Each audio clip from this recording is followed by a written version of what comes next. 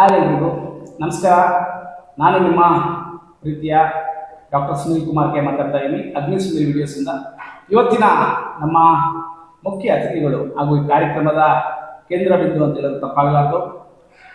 ನಿಮ್ಮೆಲ್ಲರ ಪ್ರೀತಿಯ ಅಚ್ಚುಮೆಚ್ಚಿನ ಗೌರವಾನ್ವಿತ ಶ್ರೀಯುತ ನಮ್ಮ ರವಿಕಿರಣ್ ಸರ್ ಅವರು ನಮ್ಮ ಕಾರ್ಯಕ್ರಮಕ್ಕೆ ಆಗಮಿಸಿದ್ದಾರೆ. ಮೊದಲನೇದಾಗಿ ಸರ್ಗೆ ಸ್ವಾಗತವನ್ನು ಬಯಸ್ತಾ ಇದ್ದೀನಿ. ನಮಸ್ತೆ Sunil. Thank you sir, thanks for coming. ಮೊದಲನೇದಾಗಿ ರವಿಕಿರಣ್ ಸರ್ ಬಗ್ಗೆ ಒಂದು ಎರಡು ಮಾತನಾಡಬೇಕು.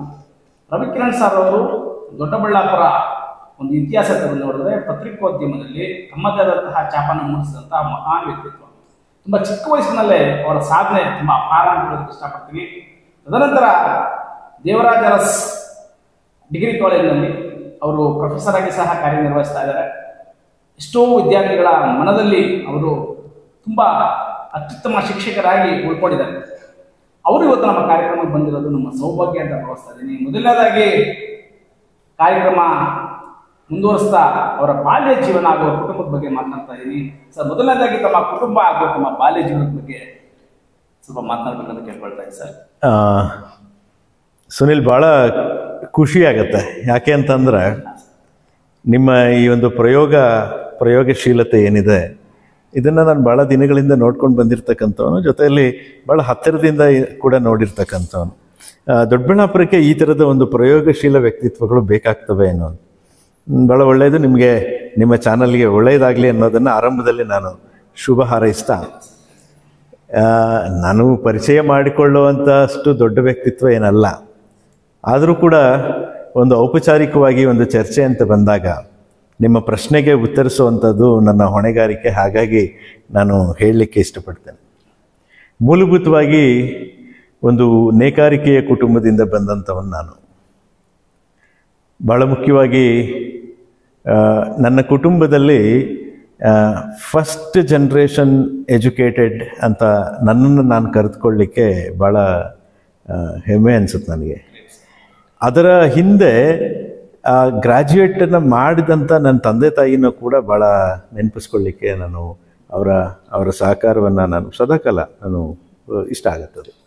ಯಾಕೆಂದರೆ ನನ್ನ ಕೌಟುಂಬಿಕವಾದ ವಾತಾವರಣದಲ್ಲಿ, ನಾನು ಹುಟ್ಟಿ ಬೆಳೆದಂಥ ವಾತಾವರಣದಲ್ಲಿ ಬಹುಶಃ ನನ್ನ ತಂದೆ ತಾಯಿ ಸ್ವಲ್ಪ ಉದಾಸೀನ ಮಾಡಿದರೆ ನಾನಿವತ್ತು ಎಲ್ಲೋ ಒಂದು ಕಡೆ ಮಗ್ಗ ಬಿಟ್ಕೊಂಡೋ ಅಥವಾ ವಾರ್ಪ ಹಾಕ್ಕೊಂಡೋ ಈ ಥರದಲ್ಲಿ ನಾನು ಬದುಕನ್ನು ಕಟ್ಕೋಬೇಕಾಗಿತ್ತು. ಆದರೆ ನಮ್ಮ ತಂದೆಯವರು ಒಂದಿಷ್ಟು ಓದ್ಕೊಂಡಿದ್ದವರೇ, ಆದರೆ ಪದವಿ ಹಂತದವರೆಗೆ ಓದೋಕ್ಕಾಗಲಿಲ್ಲ. ನಮ್ಮ ತಾಯಿ ಕೂಡ ಅದೇ ಥರದ. ಅವರಿಗೆ ಒಂದು ಛಲ ಇತ್ತು, ಏನಂದರೆ ನನ್ನ ಮಕ್ಕಳನ್ನು ಓದಿಸ್ಬೇಕು, ಅವ್ರಿಗೊಂದು ಒಳ್ಳೆ ಭವಿಷ್ಯವನ್ನು ಕಟ್ಕೊಡ್ಬೇಕು. ಭಾಳ ಕಷ್ಟ ಬಿದ್ದಿದ್ದಾರೆ. ಭಾಳ ಕಷ್ಟ ಅಂದರೆ ಇರೋದಕ್ಕೆ ಒಂದು ಮನೆ ಕೂಡ ಇರಲಿಲ್ಲ ನಮಗೆ. ಇದು ಹೇಳಿದರೆ ಕೆಲವು ರವಿಕಿರಣ್ ಏನೋ ಉತ್ಪ್ರೇಕ್ಷೆ ಅಂತ, ಆದರೆ ಅದು ವಾಸ್ತವ. ಏನಂದರೆ ಒಂದು ಭಜನಾ ಮಂದಿರವನ್ನು ನೋಡಿಕೊಂಡು, ಆ ಭಜನಾ ಮಂದಿರವನ್ನು ಕ್ಲೀನ್ ಮಾಡಿಕೊಂಡು, ಅಲ್ಲಿನ ವ್ಯವಸ್ಥೆಗಳನ್ನು ನೋಡಿಕೊಂಡು ಉಚಿತವಾಗಿ ಅಲ್ಲಿ ವಾಸ ಮಾಡ್ತಾ ಇದ್ದಂಥದ್ದು ನಾವು. ಎಲ್ಲಿಯವರೆಗೂ ಅಂದರೆ ನನ್ನ ವಿದ್ಯಾಭ್ಯಾಸ ಒಂದು ಹಂತಕ್ಕೆ ಬರೋವರೆಗೂ, ನಾನು ಪದವಿ ತರಗತಿಗೆ ಬರೋವರೆಗೂ ಕೂಡ ನಾವು ಇದ್ದಿದ್ದಲ್ಲೇ.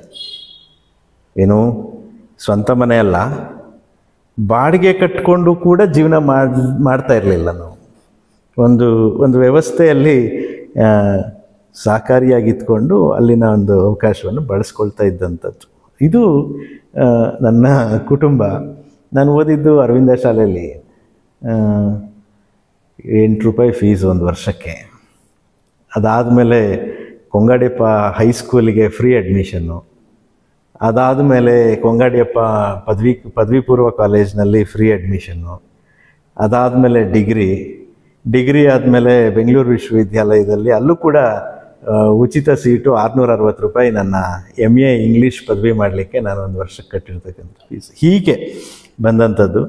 ನಮ್ಮ ತಂದೆ ರಾಮಕೃಷ್ಣ ಅವರು, ನಮ್ಮ ತಾಯಿ ಗೌರಮ್ಮ, ಇವರಿಬ್ಬರ ಪರಿಶ್ರಮ ಮತ್ತು ಅವರ ಸ್ಪಷ್ಟವಾದಂಥದ್ದೊಂದು ಆಲೋಚನೆ, ನನ್ನ ಮಕ್ಕಳನ್ನು ನಾನು ಓದಿಸು. ಹಾಗಾಗಿ ನಮ್ಮ ಮನೆಯಲ್ಲಿ ನಾನು ಮಾಸ್ಟರ್ ಡಿಗ್ರಿ ಮಾಡಿದೆ, ಅದಾದಮೇಲೆ MPhil ಮಾಡಿದೆ, ಹಲವಾರು ಪದವಿಗಳನ್ನು ತೆಗೆದುಕೊಂಡೆ. ಬೆಂಗಳೂರು ವಿಶ್ವವಿದ್ಯಾಲಯದಲ್ಲಿ 3 ಚಿನ್ನದ ಪದಕಗಳನ್ನು ತಗೊಂಡೆ ನಾನು ಓದುವಂಥ ಸಂದರ್ಭಕ್ಕೆ.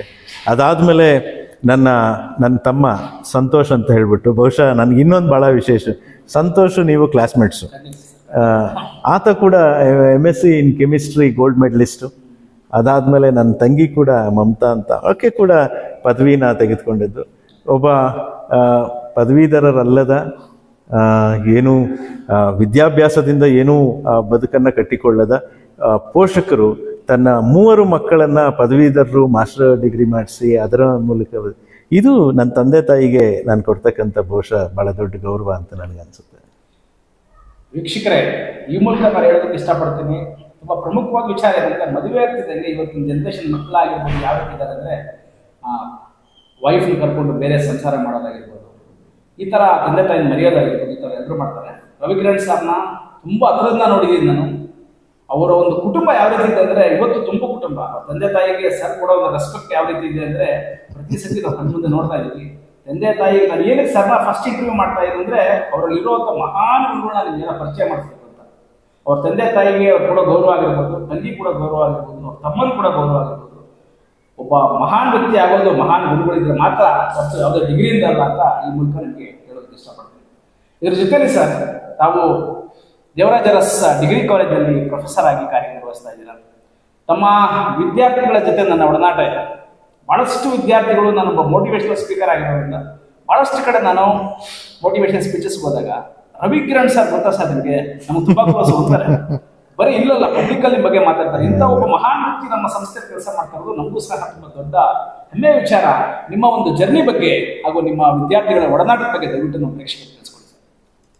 ಈ ವಿದ್ಯಾರ್ಥಿಗಳ ಒಡನಾಟ, ಬಹುಶಃ ನಾನು ವಿದ್ಯಾರ್ಥಿ ಆಗಿದ್ದಾಗಲೇ ಕೂಡ ಒಂದು ಸಾಮಾಜಿಕ ಒಡನಾಟಕ್ಕೆ ಬಂದ್ಬಿಟ್ಟಿದ್ದೆ ನಾನು. ಏನಂದರೆ, ನಾನು 9ನೇ ಕ್ಲಾಸ್ ಓದುವಾಗ 10ನೇ ಕ್ಲಾಸಿಗೆ ಬಂದಾಗ ಆಗ ನಾನು ಈ ಸಾಹಿತ್ಯದ ಹುಚ್ಚನ್ನು ಬೆಳೆಸ್ಕೊಂಡಂಥವನು. When I was in 9th standard itself, ನಾನು ಒಂದು ಕವನ ಸಂಕಲನ ಪಬ್ಲಿಷ್ ಮಾಡಿದೆ, ಕಿರಣನ ಕವನಗಳು ಅಂತ ಹೇಳ್ಬಿಟ್ಟು. ಆ ಸಂದರ್ಭದಲ್ಲಿ ನಾನು ವೆಂಕಟೇಶಪ್ಪ ಅಂತ ನನ್ನ ಮೇಷ್ಟ್ರ ಜ್ಞಾಪಕ ಮಾಡ್ಕೊಳ್ಳಿಕ್ಕೆ ಇಷ್ಟಪಡ್ತೀನಿ. ಅಲ್ಲಿಂದ ನನಗೆ ಒಂದು ಸಾಮಾಜಿಕ ಒಡನಾಟ ಸಿಕ್ತು. ನಾನು ಪದವಿ ಪೂರ್ವ ಹಂತ, ಪದವಿ ಹಂತ ಇಲ್ಲೆಲ್ಲ ಇದ್ದಾಗೂ ಕೂಡ ನಾನು ವಿದ್ಯಾರ್ಥಿಯಾಗೂ ಇದ್ದೆ, ಒಬ್ಬ ಸಾಮಾಜಿಕ ವ್ಯಕ್ತಿತ್ವವಾಗಿಯೂ ಇದ್ದೆ. ಹಾಗಾಗಿ ನನಗೆ ಈ ಟೀಚಿಂಗ್ ಪ್ರೊಫೆಷನ್ ಇದೆಯಲ್ಲ, ಬೈ ಪ್ಯಾಷನ್ ಬಂದಂಥದ್ದು. ನಾನು ಟೀಚಿಂಗನ್ನು ಬೈ ಫ್ಯಾಷನ್ ತಗೊಂಡವನಲ್ಲ, ಅದು ನನ್ನ ತುಡಿತ ಮತ್ತು ನನ್ನ ಒಲವುಗಳು ಹತ್ತು ಕಡೆ ಇದ್ದಿದ್ದರಿಂದ ನಾನು ಆ ಪ್ರೊಫೆಷನನ್ನು ಆಯ್ಕೆ ಮಾಡ್ಕೊಂಡಿದ್ದು. ಅದ್ರ ಜೊತೆಯಲ್ಲಿ 3 ಭಾಷೆಗಳಲ್ಲಿ ನಾನು ಪದವಿಯನ್ನು ತೆಗೆದುಕೊಂಡಿದ್ದು. ಒಂದು ಕನ್ನಡದಲ್ಲಿ ಪದವಿಯನ್ನು, ಹೀಗೆ ಕನ್ನಡದಲ್ಲಿ, ಇಂಗ್ಲೀಷ್ನಲ್ಲಿ, ಜರ್ನಲಿಸಮಲ್ಲಿ, ಹೀಗೆ ಬೇರೆ ಬೇರೆ ವಲಯಗಳಲ್ಲಿ ನಾನು ಗುರುತಿಸ್ಕೊಂಡಿದ್ದರಿಂದ ನನಗೆ ಒಂದಿಷ್ಟು ಸಾಮಾಜಿಕವಾದಂಥ ಒಂದು ಸಮೂಹ ನನ್ನ ಜೊತೆ ಇತ್ತು. ಜೊತೆಲಿ ಕನ್ನಡ ಸಾಹಿತ್ಯ ಪರಿಷತ್ನಂಥ ಸಂಸ್ಥೆಗಳಲ್ಲಿ ಕೂಡ ನನಗೆ ವಿದ್ಯಾರ್ಥಿಯಾಗಿದ್ದಾಗಲೇ ಒಡನಾಟ ಇದ್ದಿದ್ದರಿಂದ ಕೂಡ ಒಂದು ತುಡಿತ, ಏನು ನಾನಾಗಲೇ ಹೇಳಿದಾಗೆ ಬೈ ಪ್ಯಾಷನ್ ನಾನು ಟೀಚಿಂಗ್ ಪ್ರೊಫೆಷನನ್ನು ಆಯ್ಕೆ ಮಾಡ್ಕೊಂಡಂಥದ್ದು. ಸೊ ಅದಕ್ಕೆ ಉತ್ತಮವಾದಂಥ ಒಂದು ವೇದಿಕೆ ಕೊಟ್ಟದ್ದು RL ಜಾಲಪ್ಪ ವಿದ್ಯಾಸಂಸ್ಥೆ ಅನ್ನೋದು ನನಗೆ ಭಾಳ ಹೆಮ್ಮೆ ಇದೆ. ಯಾಕೆಂದರೆ ಈ ಒಂದು ಸಂಸ್ಥೆಯ ಮೂಲಕ ಬದುಕನ್ನು ಕಟ್ಕೊಂಡಿದ್ದೀನಿ. ಆ ಬದುಕನ್ನು ಕಟ್ಟಿಕೊಳ್ಳಿಕ್ಕೆ ಸಹಕಾರ ಕೊಟ್ಟಿರ್ತಕ್ಕಂಥ ಈ ಒಂದು ಸಂಸ್ಥೆ ಎಲ್ಲ ಹಿರಿಯರಿಗೆ, ಜಾಲಪ್ಪ ಅವರಿಗೆ, ಜಾಲಪ್ಪಾಜಿಯವರಿಗೆ ಮತ್ತು ನಮ್ಮ ಇವತ್ತಿನ ಮ್ಯಾನೇಜ್ಮೆಂಟ್ಗೆ ಕೂಡ ನಾನು ಭಾಳ ಕೃತಜ್ಞನಾಗಿರ್ತೇನೆ. ನನ್ನ ಪ್ರೊಫೆಷನ್ ಆರಂಭ ಆಗಿದ್ದು ಲೆಕ್ಚರರ್ ಆಗಿ. ಬಟ್ ನನ್ನ ಬೇರೆ ಬೇರೆ ಆಸಕ್ತಿಗಳು ಇತ್ಯಾದಿಗಳನ್ನೆಲ್ಲ ಕೂಡ ಇಲ್ಲಿ ಭಾಳ ಚೆನ್ನಾಗಿ ಗುರುತಿಸಿದ್ದಾರೆ. ಅದಕ್ಕೆ ಪೂರಕವಾಗಿ ನನಗೆ ಬೇರೆ ಬೇರೆ ಹಂತದ ಹುದ್ದೆಗಳಲ್ಲಿ ಕೂಡ ನಾನು ಮುಂದುವರೆದೆ. ಅಸಿಸ್ಟೆಂಟ್ ಪ್ರೊಫೆಸರ್ ಆದೆ, ತದನಂತರ ವೈಸ್ ಪ್ರಿನ್ಸಿಪಾಲ್ ಆಗಿ, HOD ಆಗಿ ಡಿಪಾರ್ಟ್ಮೆಂಟಲ್ಲಿ, ತದನಂತರ ವೈಸ್ ಪ್ರಿನ್ಸಿಪಾಲ್ ಆಗಿ, ಮತ್ತು 2017ರಲ್ಲಿ ಪ್ರಿನ್ಸಿಪಾಲ್ ಆಗಿ ಕೂಡ ನಾನು ಆ ಒಂದು ಸಂಸ್ಥೆಯಲ್ಲಿ ಕಾರ್ಯನಿರ್ವಹಣೆ ಮಾಡಲಿಕ್ಕೆ ಅವಕಾಶ ಸಿಕ್ತು. ಸುಮಾರು ಒಂದು 5 ವರ್ಷಗಳ ಕಾಲ ನಾನು ಪ್ರಿನ್ಸಿಪಾಲ್ ಆಗಿ ಕೂಡ ಆ ಒಂದು ಸಂಸ್ಥೆಯಲ್ಲಿ ಇದ್ದದ್ದು. ಅದಾದ ಮೇಲೆ ಈಗ ಪ್ರಾಧ್ಯಾಪಕನಾಗಿ ಅಲ್ಲಿ ಮುಂದುವರೆದಿರ್ತಕ್ಕಂಥದ್ದು. ಒಟ್ಟಾರೆಯಾಗಿ ನನ್ನ ಒಟ್ಟಾರೆ ವ್ಯಕ್ತಿತ್ವದ ಪ್ರಭಾವಿಸಿರುವ ಅಂಶಗಳಲ್ಲಿ ಶ್ರೀ ದೇವರಾಜ ಅರಸ್ ವ್ಯವಹಾರ ನಿರ್ವಹಣಾ ಮಹಾವಿದ್ಯಾಲಯದ ಪಾತ್ರ ಬಹಳ ಪ್ರಮುಖವಾಗಿ. ಇಲ್ಲಿ ನಾನು ಕಂಡಂಥ ವಿದ್ಯಾರ್ಥಿಗಳು ಮತ್ತು ಯಾಕಂದ್ರೆ ಸರ್ಗೆ ತುಂಬಾ ತುಂಬಾ ದೊಡ್ಡ ಫ್ಯಾನ್ ಫಾಲೋವಿಂಗ್ ಇದೆ ಅಂತ ತಪ್ಪಾಗಲ್ಲ. ಯಾಕಂದ್ರೆ ವಿಷಯನ ಪಾಠ ಮಾಡಬೇಕು ಅನ್ನೋದು ಬೇರೆ, ಮನಸ್ಸಿಂದ ಪಾಠ ಮಾಡೋದು ಬೇರೆ. ಸಾರ್ ಮನಸ್ಸಿಂದ ಪಾಠ ಮಾಡಿ ಇವತ್ತು ವಿದ್ಯಾರ್ಥಿಗಳ ಮನಸ್ಸಲ್ಲಿ ತುಂಬಾ ಸ್ಟ್ರಾಂಗ್ ಆಗಿ ಕೂತಿದ್ದಾರೆ. ಅದ್ರ ಬಗ್ಗೆ ದಯವಿಟ್ಟು ಮಾತನಾಡಿ ಸರ್. ಈಗ ಏನಾಗಿದೆ ಅಂದರೆ ಟೀಚಿಂಗ್ ಪ್ರೊಫೆಷನಲ್ಲಿ ಸಿಲೆಬಸ್ಸು, ಎಕ್ಸಾಮಿನೇಷನ್ನು, ಮಾರ್ಕ್ಸು ಈ ಮೂರರ ಸುತ್ತ ಗಿರಿಕಿ ಹೊಡಿತಾ ಇರ್ತೀವಿ ನಾವು ಮೇಸ್ಟ್ರುಗಳು. ಆದರೆ ಈ ಮೂರನ್ನು ಮೀರಿದ ನಿಜವಾದ ಜೀವನದ ಪಾಠ ಯಾವನು ಹೇಳ್ಕೊಡ್ತಾನೆ ಅವನು ಬಹುಶಃ ಇವತ್ತು ಒಬ್ಬ ಮೇಸ್ಟ್ರಾಗಲಿಕ್ಕೆ ಅಥವಾ ನನ್ನನ್ನು ನಾನು ಮೇಸ್ಟ್ರು ಅಂತ ಹೇಳ್ಕೊಳ್ಳಿಕ್ಕೆ ಒಂದು ಅರ್ಹತೆ ಇರ್ತಕ್ಕಂಥ ವ್ಯಕ್ತಿ ಆಗ್ತಾನೆ ಅನ್ನುವಂಥದ್ದು ನನ್ನ.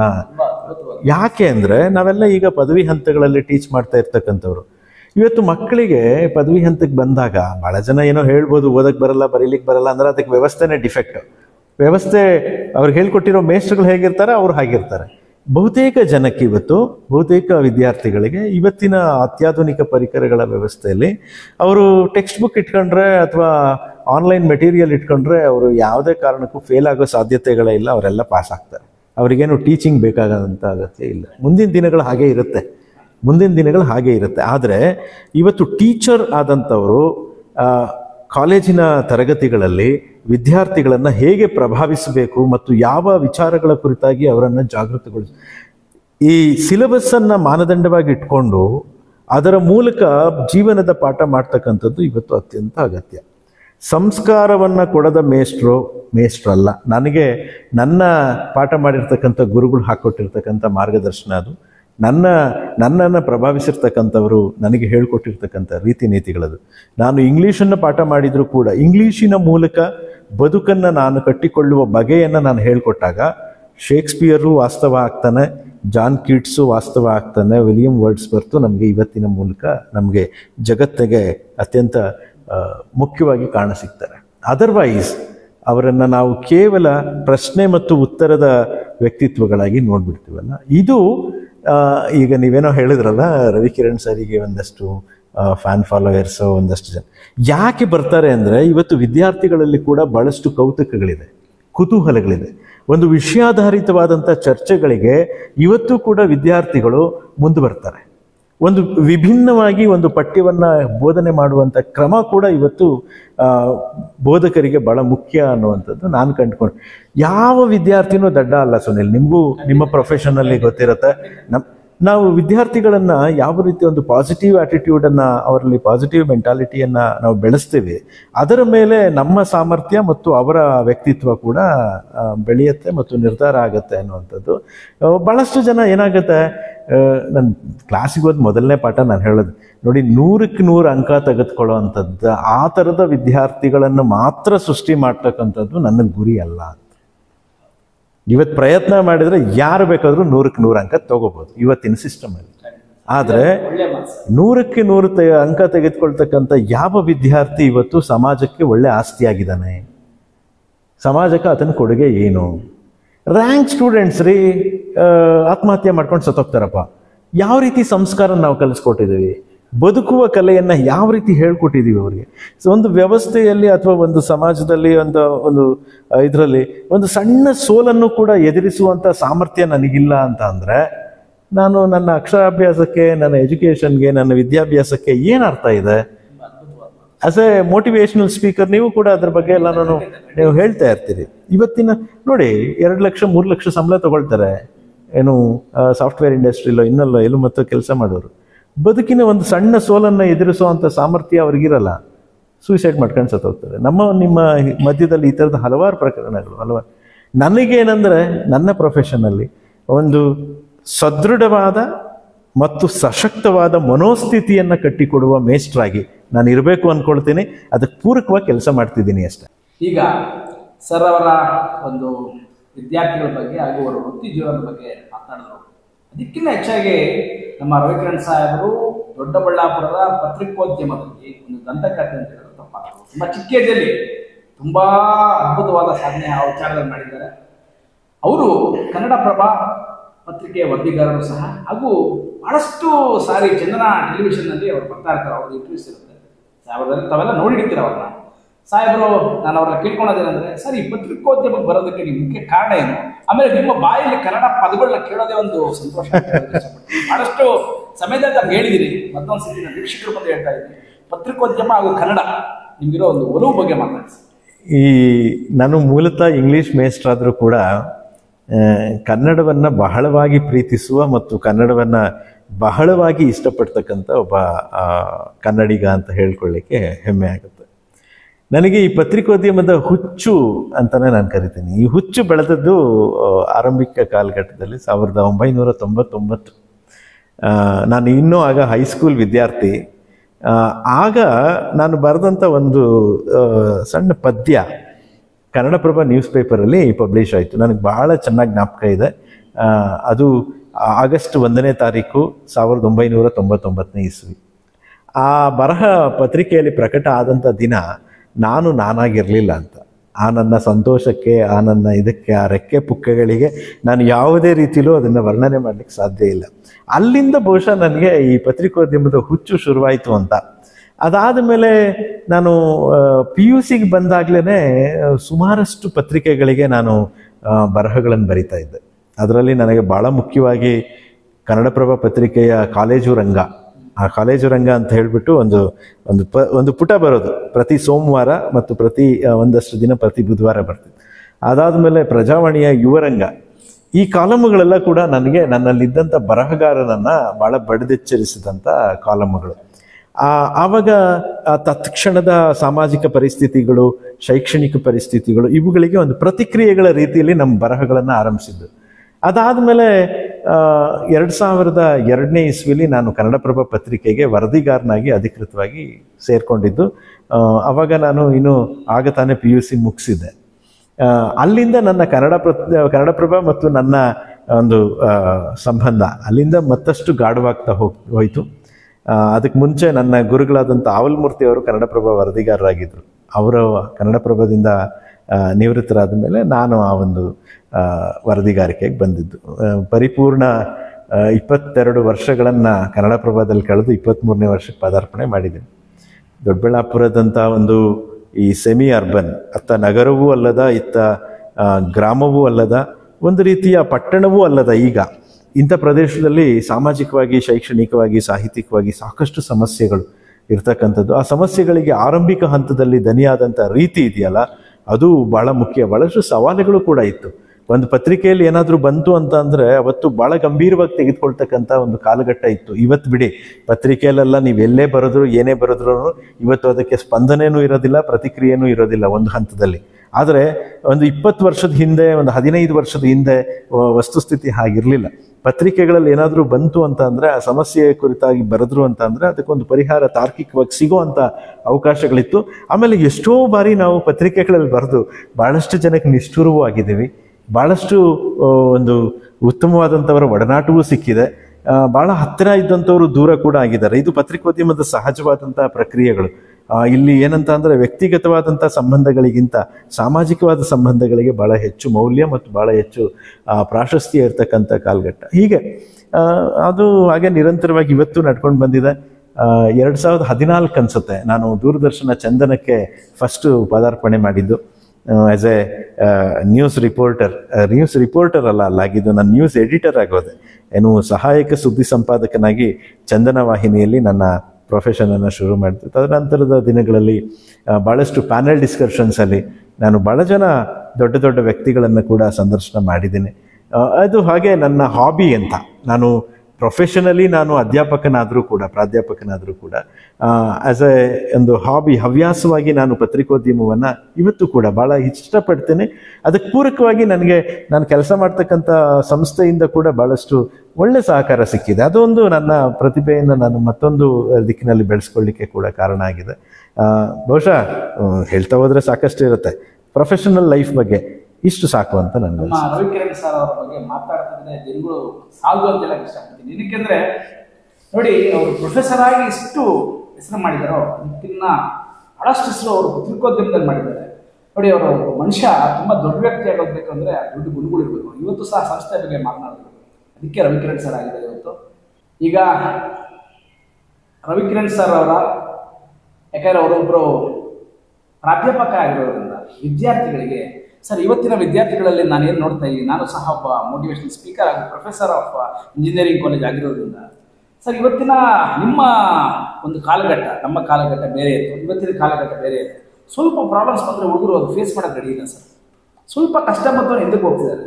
ಯಾಕಂದರೆ ನಾನು ಸುಮಾರು ಸತಿ ಪಾಠ ಮಾಡಬೇಕಾದ್ರೆ ಆಗಿರ್ಬೋದು, ಮೋಟಿವೇಶನಲ್ ಸ್ಪೀಚಸ್ ಆಗಿರ್ಬೋದು, ಹೇಳಬೇಕಾದ್ರೆ ಥಾಮಸ್ ಆಲ್ವಾ ಎಡಿಸನ್ ಅವ್ರ ಬಗ್ಗೆ ಎಲ್ಲ ತುಂಬ ಉದಾಹರಣೆ ಕೊಟ್ಟು ಹೇಳ್ತಾರೆ. ಹೌದು, ಅಂತ ಮಹನೀಯರು ನಮ್ಮ ಹಿಂದೆ ಆಲ್ರೆಡಿ ನಮಗೆ ಮೆಸೇಜ್ ಕೊಟ್ಟಿದ್ದಾರೆ. ಬಟ್ ಈಗೂ ಸಹ ಹುಡುಗರು ರಿಸ್ಕ್ ಮಾಡೋಕೆ ಇಷ್ಟಪಡ್ತಿಲ್ಲ, ಚಾಲೆಂಜಸ್ ಫೇಸ್ ಮಾಡ್ತಿಲ್ಲ, ಸಣ್ಣ ಪುಟ್ಟ ವಿಚಾರಕ್ಕೆ ಸೂಸೈಡ್ಗಳು ಮಾಡ್ಕೊಳ್ತಿದ್ದಾರೆ. ನೀವು ಆಲ್ರೆಡಿ ಮೆನ್ಷನ್ ಮಾಡ್ತೀವಿ, ಅದ್ರ ಬಗ್ಗೆ ಒಂದೆರಡು ಸ್ವಲ್ಪ ವಿದ್ಯಾರ್ಥಿಗಳಿಗೆ ನೀವು ಸಂದೇಶ ನೀಡ್ತೀರಿ ಸರ್. ಇವತ್ತಿನ ವಿದ್ಯಾಭ್ಯಾಸ ಅನ್ನೋದು ಒಂದು ತೀರ ಸಂದಿಗ್ಧ ಕಾಲಘಟ್ಟದಲ್ಲಿದೆ ಅಂತ ನಾನು ಭಾವಿಸಿರ್ತಕ್ಕಂಥದ್ದು. ಯಾಕೆ ಅಂದರೆ ಇವತ್ತು ಎಜುಕೇಷನ್ ಸಿಸ್ಟಮ್ ಹೇಗಾಗಿದೆ ಅನ್ನೋದು ನನಗೂ ಗೊತ್ತು, ನಿಮಗೂ ಗೊತ್ತಿದೆ. ಇಲ್ಲಿ ಮೌಲ್ಯಾಧಾರಿತವಾದಂಥ ಶಿಕ್ಷಣ ಅನ್ನುವಂಥದ್ದು ಕೇವಲ ಹೇಳಿಕೆಗಳಾಗಿ ಅಥವಾ ಕೇವಲ ಉಪದೇಶಕ್ಕಷ್ಟೇ ಸೀಮಿತ ಆಗಿರ್ತಕ್ಕಂಥದ್ದು, ಅದು ವಸ್ತುನಿಷ್ಠವಾಗಿ ಅನುಷ್ಠಾನಕ್ಕೆ ಬಂದಿಲ್ಲ ಇಲ್ಲೂ ಕೂಡ. ಇನ್ನೊಂದು ಟೆಕ್ಸ್ಟ್ ಓರಿಯೆಂಟೆಡ್ ಲರ್ನಿಂಗ್ ಇದೆಯಲ್ಲ, ಇದು ಮಕ್ಕಳನ್ನು ಮೆಷಿನ್ಸ್ ಆಗಿ ಮಾಡ್ತಾ ಇದೆ. ಇವತ್ತು ಈ ಯಂತ್ರಗಳಿಗೆ ಭಾವನೆಗಳಿರಲ್ಲ, ಮನುಷ್ಯರಿಗೆ ಭಾವನೆಗಳಿರುತ್ತೆ. ವಿದ್ಯಾರ್ಥಿಗಳು ಮನುಷ್ಯರಾಗಿ ಬೆಳೆದಾಗ ಅವರಲ್ಲಿ ಭಾವನೆಗಳು ಇರ್ತವೆ, ಆ ಭಾವನೆಗಳಿಗೆ ಪೂರಕವಾದ ಸ್ಪಂದನೆ ಇರುತ್ತೆ, ಆ ಸ್ಪಂದನೆಗೆ ಪೂರಕವಾದಂಥ ವ್ಯಕ್ತಿತ್ವ ನಿರ್ಮಾಣ ಆಗುತ್ತೆ. ಆದರೆ ಇವತ್ತು ವಿದ್ಯಾರ್ಥಿಗಳಲ್ಲಿ ಲೋಪ ಅಂತ ಕಂಡುಹಿಡಿಯುವಂಥದ್ದು ನಾನು ಅದನ್ನೇ. ಇವತ್ತು ನಾವು ಹೇಗೆ ಅಂದರೆ, ಮಗು ಹುಟ್ಟುತ್ತಾನೆ, ನನ್ನ ಮಗ ಇಂಜಿನಿಯರ್ ಆಗಬೇಕು, ನನ್ನ ಮಗ ಡಾಕ್ಟರ್ ಆಗಬೇಕು, ನನ್ನ ಮಗ ಇನ್ನೊಂದೇನೋ ಆಗಬೇಕು ಅಂತ ನಿರ್ಧಾರ ಮಾಡುವಂಥ ತಂದೆ ತಾಯಿಗಳು. ಅದರ ಜೊತೆಯಲ್ಲಿ ಶಾಲಾ ವಾತಾವರಣಕ್ಕೆ ಬಂದಾಗ ನೀನು 100 ಔಟ್ ಆಫ್ 100 ತಗೋಬೇಕು, ಒಂದು ಮಾರ್ಕ್ ಬಿಟ್ಟು ಹೋಗೋಗಿಲ್ಲ, ಈ ರೀತಿಯಾದಂಥ ಪೈಪೋಟಿ. ಇವುಗಳ ಮಧ್ಯದಲ್ಲಿ ವಿದ್ಯಾರ್ಥಿ ಹೇಗೆ ಬೆಳೀತಿದ್ದಾನೆ ಅಂತಂದರೆ, ಇವತ್ತು ಗುರು ಹಚ್ಚಿ ಅದನ್ನು ಎಕ್ಸಾಮಿನೇಷನ್ ಹಾಲಲ್ಲಿ ಆ ಆನ್ಸರ್ ಬುಕ್ಲೆಟ್ ಮೇಲೆ ಅದನ್ನು ಕಕ್ಕಿಬಿಟ್ರೆ ಅಲ್ಲಿಗೆ ವಿದ್ಯಾಭ್ಯಾಸ ಮುಗೀತು ಅಂತ. ಈ ಪ್ರಕ್ರಿಯೆಯಲ್ಲಿ ಏನಾಗ್ತಾ ಇದೆ, ಮನುಷ್ಯ ಸಂಬಂಧಗಳು ಹಾಳಾಗ್ತಾ ಇದೆ. ಇವತ್ತು ವ್ಯಕ್ತಿಯ ಮಧ್ಯದಲ್ಲಿ ಒಂದು ಗಾಢವಾದಂಥ ಸಂಬಂಧ ಇಲ್ಲ, ನಂಬಿಕೆ ಇಲ್ಲ. ಇದು ವಿದ್ಯಾರ್ಥಿಗಳನ್ನು ಭಾಳ ಅಡ್ಡದಾರಿಗೆ ತೆಗೆದುಕೊಂಡು ಹೋಗ್ತಾ ಇರ್ತಕ್ಕಂಥದ್ದು. ಏನಂದರೆ, ಐ ಥಿಂಕ್ ಇವೆಲ್ಲ ಉಪದೇಶದ ಮಾತಾದರೂ ಒಂದು ಹೇಳಬೇಕಾಗುತ್ತೆ. ಹಿಂದೆ ಗುರು ಇದ್ದ, ಮುಂದೆ ಗುರಿ ಇತ್ತು, ಸಾಗುತ್ತಿತ್ತು ರಣಧೀರರ ದಂಡು, ಕುವೆಂಪು ಹೇಳ್ತಾರೆ. ಹಿಂದೆ ಗುರಿಯೂ ಇಲ್ಲ, ಹಿಂದೆ ಗುರುವೂ ಇಲ್ಲ, ಮುಂದೆ ಗುರಿಯೂ ಇಲ್ಲ, ಸಾಗುತ್ತಿದೆ ರಣಹೇಡಿಗಳ ಹಿಂಡು ಅಂತ. ಅವತ್ತು ಮತ್ತು ಇವತ್ತು ಹೇಗಿದೆ ಅನ್ನೋದಕ್ಕೆ ಐ ಥಿಂಕ್ ಈ ಒಂದು ಮಾತು ಮಾರ್ಮಿಕವಾಗಿ ನಾವು ತಿಳ್ಕೊಬೇಕಾಗತ್ತೆ. ನೀವು ಹೇಳಿದ್ರಿ, ವಿದ್ಯಾರ್ಥಿಗಳಲ್ಲಿ ಇವತ್ತು ಒಂದು ಸಣ್ಣ ಸೋಲನ್ನು ಕೂಡ ಎದುರಿಸುವ ಸಾಮರ್ಥ್ಯ ಇಲ್ಲ. ಯಾಕೆ ಅಂದರೆ ಅವ್ರಿಗೆ ಗೊತ್ತಿರೋದಿಷ್ಟೇ, ಒಂದು ಏನೂ ಇಲ್ಲದ ಶೂನ್ಯ, ಇನ್ನೊಂದು ಪರಿಪೂರ್ಣವಾದ 100 ಅಂಕ. ಈ ಮಧ್ಯದವ್ರಿಗೆ ಗೊತ್ತೇ ಇಲ್ಲ. ಇವತ್ತು ನೀವು ಓದುವಾಗ, ನಾನು ಓದುವಾಗ SSLCಯಲ್ಲಿ ಫಸ್ಟ್ ಕ್ಲಾಸ್ ತೊಗೊಂಡ್ಬಿಟ್ರೆ ಅದು ಗ್ರೇಟ್, ಅದು ದೊಡ್ಡ ಸಾಧನೆ. ಅದು ನಮ್ಮ ಸ್ಕೂಲ್ಗಳ ಮೆರಿಟ್ ಲಿಸ್ಟನ್ನು ನೀವು ನೋಡ್ಕೊಂಡು ಬಂದರೆ 100ಕ್ಕೆ 65% ತೊಗೊಂಡಿರೋವಂಥವನು ಇಡೀ ಸ್ಕೂಲಿಗೆ ಟಾಪರು, ಇಡೀ ಊರಿಗೆ ಟಾಪರು, ಈ ಥರದ ಸಂದರ್ಭಗಳಿತ್ತು. ಇವತ್ತು ಹಾಗಿಲ್ಲ. ಹೌದು, ಇವತ್ತು ಹಾಗಾಗ್ತಾ ಇಲ್ಲ. ಇವತ್ತು ಏನಾಗ್ತಾ ಇದೆ, ವಿದ್ಯಾರ್ಥಿಗಳಿಗೆ ಒಂದು ಉತ್ತಮವಾದಂಥ ಭಾಷಾ ಶಿಕ್ಷಕರ ಕೊರತೆ ಇದೆ, ಭಾಷೆ ಕಲೀಲಿಕ್ಕೆ ಆಗ್ತಾ ಇಲ್ಲ. ಕನ್ನಡವನ್ನು ಕನ್ನಡವಾಗಿ ಕಲಿಯುವ, ಅಂದರೆ ನಾನು ಶುದ್ಧ ಕನ್ನಡ ಅಂತ ಅಲ್ಲ ನಾನು ಮಾತಾಡ್ತಿರೋದು, ಕನ್ನಡವನ್ನು ಕನ್ನಡವಾಗಿ ಕಲಿಸುವ ಮೇಷ್ಟ್ರುಗಳ ಕೊರತೆ ಇದೆ, ಇಂಗ್ಲೀಷನ್ನು ಇಂಗ್ಲೀಷಾಗಿ ಕಲಿಸುವ ಮೇಷ್ಟ್ರುಗಳ ಕೊರತೆ ಇದೆ, ಮನುಷ್ಯರನ್ನು ಮನುಷ್ಯರಾಗಿ ರೂಪಿಸುವ ಮೇಷ್ಟ್ರುಗಳ ಕೊರತೆ ಇದೆ. ಇದಕ್ಕಾಗಿ ನೀವು ಹೇಳಿದಾಗೆ ಇವತ್ತು ವಿದ್ಯಾರ್ಥಿಗಳಿಗೆ ಒಂದು ಸಣ್ಣ ಸೋಲನ್ನು ಕೂಡ ಎದುರಿಸೋ ಸಾಧ್ಯ ಆಗ್ತಾ ಇಲ್ಲ. ಇದಕ್ಕೆ ವ್ಯವಸ್ಥೆಯನ್ನು ದೂಷಿಸುವ ಮುನ್ನ ನಮ್ಮ ಕೊಡುಗೆ ಏನಿದೆ ಅನ್ನುವಂಥದ್ದನ್ನು ನಾವು ನೋಡ್ಕೋಬೇಕಾಗುತ್ತೆ. ನಾನು ಬಹಳಷ್ಟು ಜನ ವಿದ್ಯಾರ್ಥಿಗಳು ಇವತ್ತು ಕೂಡ ಅವರವ್ರದೇ ಆದಂಥ ಕ್ಷೇತ್ರಗಳಲ್ಲಿ ಭಾಳ ದೊಡ್ಡ ಉತ್ತಮವಾದಂಥ ಆಸಕ್ತಿ ಹೊಂದಿರತಕ್ಕಂಥ ಸಂದರ್ಭದಲ್ಲಿ ನಾವೇನು ಮಾಡ್ತೀವಿ, ಇವನು ದಡ್ಡನ ಮಗ, ಇವನು ಓದಲ್ಲ, ಇವನು ಇಂಗ್ಲೀಷಲ್ಲಿ 0 ತಗೊಂಡವನೇ, ಇವನು ಕನ್ನಡದಲ್ಲಿ 0 ತಗೊಂಡಿದ್ದಾನೆ, ಈ ಥರದಲ್ಲಿ ಅವರನ್ನು ನೆಗ್ಲೆಕ್ಟ್ ಮಾಡ್ತಾ ಬಂದ್ಬಿಟ್ಟಾಗ ಏನಾಗುತ್ತೆ ಅಂದರೆ, ಅವರಲ್ಲಿ ಸುಪ್ತವಾಗಿರ್ತಕ್ಕಂಥ ಒಂದು ಪ್ರತಿಭೆಯನ್ನು ನಾವು ಗುರುತಿಸೋದಕ್ಕೆ ಹೋಗೋದಿಲ್ಲ. ಆ ಸುಪ್ತವಾದ ಪ್ರತಿಭೆಯನ್ನು ಯಾವತ್ತು ನಾವು ಗುರುತಿಸಕ್ಕೆ ಹೋಗೋದಿಲ್ಲ, ನಾವು ಉತ್ತಮವಾದಂಥ ಸಮಾಜ ಕರ್ತೃಗಳನ್ನು ನಿರ್ಮಾಣ ಮಾಡಲಿಕ್ಕೆ ಸಾಧ್ಯ ಆಗೋದಿಲ್ಲ. ಹಾಗಾಗಿ ಹುಟ್ಟುತ್ತಾನೆ, ಕುವೆಂಪು ಹೇಳಿದ ಮತ್ತೊಂದು ಮಾತು ನಾನು ಹೇಳಬೇಕಾಗತ್ತೆ, ಹುಟ್ಟುತ್ತಲೇ ಮಗು ವಿಶ್ವಮಾನವನಾಗಿ ಹುಟ್ಟುತ್ತಾನೆ. ಬೆಳೆಯುತ್ತಾ ಆತನನ್ನು ಬೇರೆ ಏನೇನೋ ನಾವು ತುಂಬಿಟ್ಟು ಅಲ್ಪಮಾನವನನ್ನಾಗಿ ಮಾಡ್ತೇವೆ. ಆ ಅಲ್ಪಮಾನವನನ್ನಾಗಿ ರೂಪಿಸಿರ್ತಕ್ಕಂಥ ಮಾಡಿರ್ತಕ್ಕಂಥ ಆ ಒಂದು ಪ್ರಾಡಕ್ಟನ್ನು ಮತ್ತೆ ವಿಶ್ವಮಾನವನನ್ನಾಗಿ ಮಾಡುವುದು ಶಿಕ್ಷಣದ ಗುರಿಯಾಗಬೇಕು ಅಂತ. ಈ ಈ ಈ ಗುರಿ ಆಗಬೇಕು ಅನ್ನುವಂಥದ್ದನ್ನು ಬರೀ ಸ್ಟೇಟ್ಮೆಂಟಲ್ಲಿ ನಾವು ನೋಡಿದರೆ ಆಗಲಿಕ್ಕಿಲ್ಲ. ಅದಕ್ಕೆ ಪೂರಕವಾದಂಥ ಒಂದು ಪ್ರಯತ್ನ ಬೇಕು, ನಿರಂತರತೆ ಬೇಕು. ಆ ನಿರಂತರತೆಗೆ ಜೊತೆಯಾಗಿ ಒಂದು ಸ್ಫೂರ್ತಿ ಬೇಕು, ಒಂದು ಪ್ರೇರಣೆ ಬೇಕು. ಆಗ ಮಾತ್ರ ಒಬ್ಬ ಸಶಕ್ತವಾದಂಥ ಯುವ ಸಮುದಾಯ ನಿರ್ಮಾಣ ಆಗಲಿಕ್ಕೆ ಸಾಧ್ಯ. ನಾನು ಅವಾಗವಾಗ ಹೇಳ್ತಾ ಇರ್ತಾರೆ, ನಮಗೆ ಇವತ್ತಿನ ಆದರ್ಶ ಯಾರು? ಫಿಲ್ಮ್ ಆ್ಯಕ್ಟರ್ ನಮ್ಮ ಆದರ್ಶ, ಇನ್ನೊಬ್ಬರ ಆದರ್ಶದ ಪ್ರಶ್ನೆ ಅದಲ್ಲ.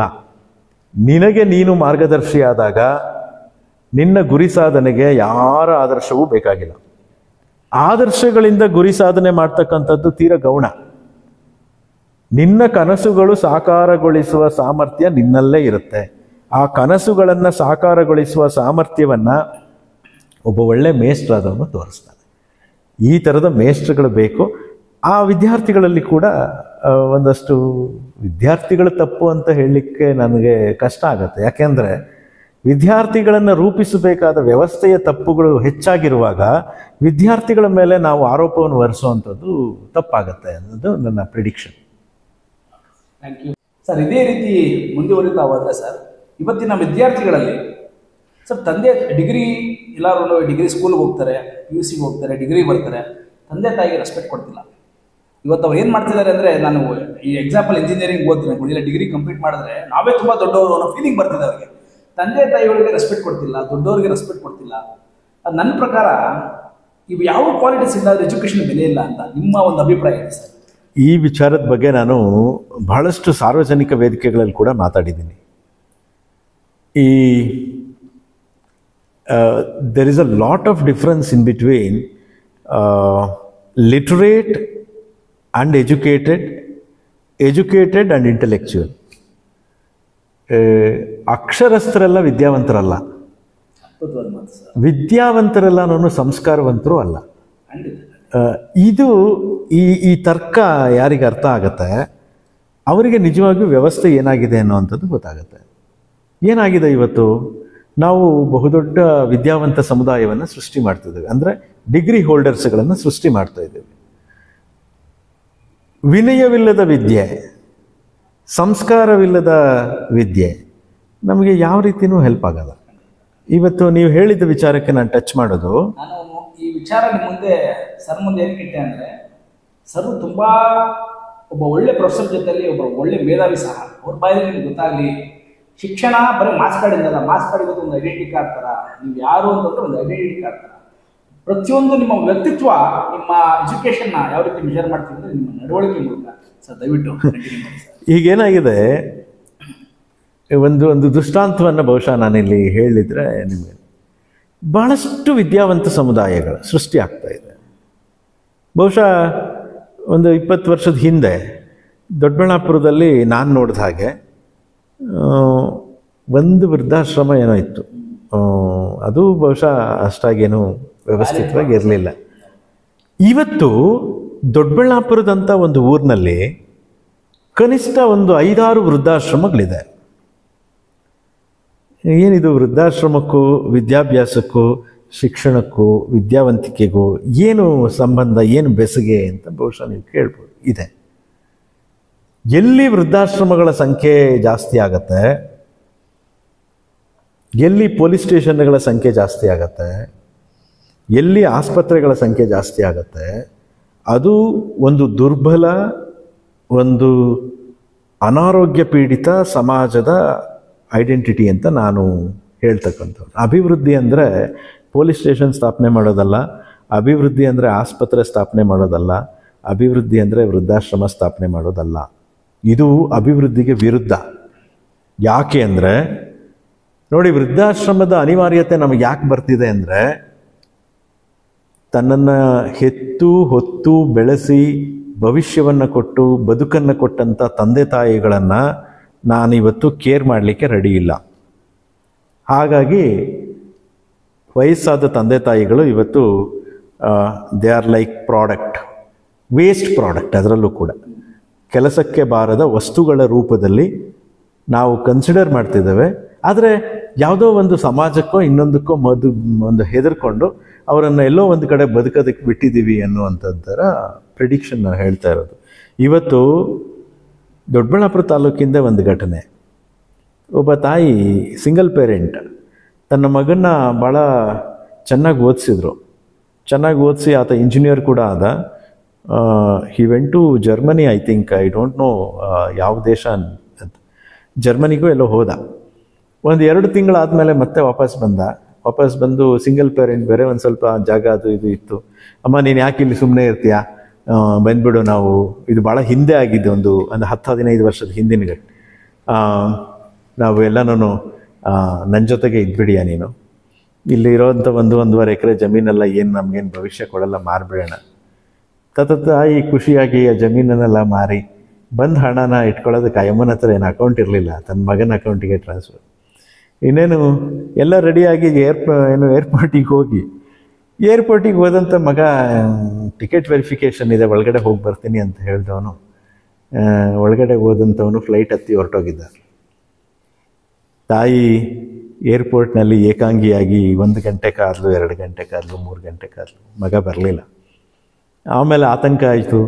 ಬೇರೆಯವ್ರ ಹತ್ರ ಹೇಳ್ಕೊಂಡಾಗ ವಸ್ತುಸ್ಥಿತಿ ಏನು ಅಂತ ಗೊತ್ತಾಗಿತ್ತು. ಅವ್ರ ಮಗ ಅಲ್ಲಿಂದ ಫ್ಲೈಟ್ ಹತ್ತಿ ಹೋಗಿ 4-5 ಗಂಟೆ ಆಗಿತ್ತು. ಪಾಪ ಆ ಮುಗ್ದೆ ತಾಯಿಗೆ ನಾನು ಪಾಸ್ಪೋರ್ಟ್ ಇಲ್ಲದೆ ಫ್ಲೈಟಲ್ಲಿ ಬೇರೆ ದೇಶಕ್ಕೆ ಪ್ರಯಾಣ ಮಾಡೋಕ್ಕಾಗಲ್ಲ ಅನ್ನೋದು ಗೊತ್ತಿಲ್ಲದ ಮುಗ್ದ ತಾಯಿ. ಕೊನೆಗೆ ಒಂದಷ್ಟು ಜನ ನಾವುಗಳೇ ಸೇರಿಕೊಂಡು ಆಕೆನ ಒಂದು ವೃದ್ಧಾಶ್ರಮದಲ್ಲಿ ಇರಿಸಿ 1-3 ವರ್ಷ ಏನೋ ಬದುಕಿದ್ಲು ಆ ತಾಯಿ. ಆನಂತರ ತೀರ್ಕೊಂಡಾಗ ಮಗನ ಅಡ್ರೆಸ್ ಕೂಡ ಸಿಕ್ಕಲಿಲ್ಲ, ಮಗನ ತಿಳಿಸೋಕ್ಕಾಗಲಿಲ್ಲ. ಇದು ನೋಡಿ, ಯಾಕೆ ನಾನು ಈ ದೃಷ್ಟಾಂತವನ್ನು ಹೇಳ್ತಿದ್ದೀನಿ ಅಂದರೆ, ಇವತ್ತಿನ ಶಿಕ್ಷಣ ಕೊಡ್ತಾ ಇರ್ತಕ್ಕಂಥ ಸಂಸ್ಕಾರದ ಬಗ್ಗೆ ನನಗೆ ಬಹಳ ದೊಡ್ಡ ಪ್ರಶ್ನೆ ಇದೆ. ಸಂಬಂಧಗಳು ಅತ್ಯಂತ ಸಡಿಲ ಆಗಿ ಹೋಗ್ತಾ ಇದೆ. ಇವತ್ತು ಫ್ರೆಂಡ್ಶಿಪ್, ನಿಮಗೆ ವ್ಯಾಲ್ಯೂಯಬಲ್ ಫ್ರೆಂಡ್ಶಿಪ್ ಇಲ್ಲ. ಸುನಿಲ್ ಜೊತೆ ನಾನು ಮಾತಾಡಿದರೆ ಏನು ಲಾಭ ಏನು ನಷ್ಟ, ಸುನಿಲ್ನ ಫ್ರೆಂಡ್ ಮಾಡಿಕೊಂಡ್ರೆ ಏನು ಲಾಭ ಏನು ನಷ್ಟ ಅಂತ ಯೋಚನೆ ಮಾಡ್ತಕ್ಕಂಥ ಕಾಲಘಟ್ಟದಲ್ಲಿ ನಾವಿದ್ದೇವೆ. ಕಿನ್ಶಿಪ್, ನಾನು ನೋಡಿ ಯಾವಾಗ್ಲೂ ಒಬ್ಬ ಮನುಷ್ಯನಿಗೆ ಈ ಫ್ರೆಂಡ್ಶಿಪ್ ಮತ್ತು ಕಿನ್ಶಿಪ್ ಎರಡು, ಸ್ನೇಹ ಸಂಬಂಧ ಮತ್ತು ರಕ್ತ ಸಂಬಂಧ ಭಾಳ ಮುಖ್ಯ. ಯಾವನಲ್ಲಿ ಈ 2 ಸಂಬಂಧಗಳು ಭಾಳ ಸಶಕ್ತವಾಗಿರ್ತವೆ ಆತ ಮುಖ್ಯವಾಹಿನಿಯ ಮನುಷ್ಯನಾಗಿ ಬದುಕ್ತಾನೆ. ಸ್ನೇಹ ಸಂಬಂಧಗಳು ಇವತ್ತು ಡೆಲಿಕೇಟೆಡ್. ರಕ್ತ ಸಂಬಂಧ ನೋ, ಅದು ನಮ್ಮ ಪಾರಂಪರಿಕ ಕಾಲದಿಂದ ಕೂಡ ಅದರಲ್ಲಿ ಸ್ವಲ್ಪ ಆ ಥರದ್ದಿದೆ. ಆದರೆ ಇವತ್ತು ತಂದೆ ತಾಯಿಯ ಸಂಬಂಧ ನೋ ವ್ಯಾಲ್ಯೂ. ನಾನು ಹೇಳಿದ್ನಲ್ಲ, ವೃದ್ಧಾಶ್ರಮಗಳು.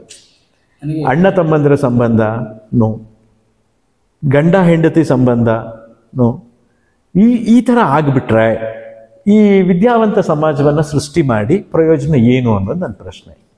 ಡಬಲ್ ಡಿಗ್ರಿ ಹೋಲ್ಡರು, ಡಾಕ್ಟರೇಟ್ ತಗೊಂಡಿರ್ತಕ್ಕಂಥ ವ್ಯಕ್ತಿಗಳು, PhD ಮಾಡಿರ್ತಕ್ಕಂಥ ವ್ಯಕ್ತಿಗಳು, ಮತ್ತೊಂದು IAS IPS ಇತ್ಯಾದಿ ಏನೇನೋ ಮಾಡಿರ್ತಕ್ಕಂಥ ವ್ಯಕ್ತಿಗಳು, ವೃದ್ಧ ತಂದೆ ತಾಯಿಗಳನ್ನು ಕೇರ್ ಮಾಡದ ನನ್ನ ವ್ಯಕ್ತಿತ್ವ,